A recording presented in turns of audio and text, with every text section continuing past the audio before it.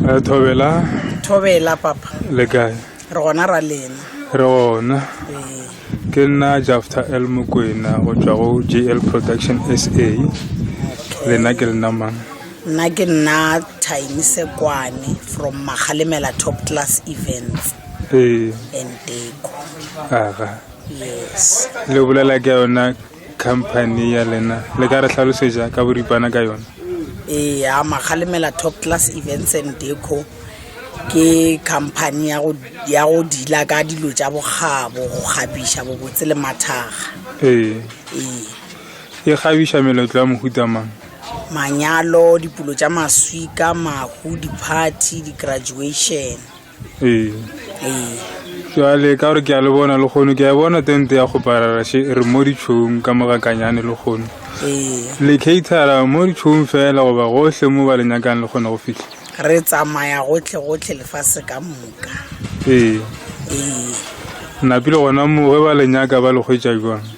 Ge ba re nyaka re ne le Facebook page, re ne le Instagram, Twitter, di-social media ka moka, re a kerega le WhatsAppong le ka di-call. Ba searcha eng gona mo di-social media? Ba searcha Magalemela Top Class Events and Deco. Napile ge ba le nyaka transport ke ya bona go ba lena le tla le ka transport ya lena? Transport ke ya rena. Napile cell phone number yona le na le yona?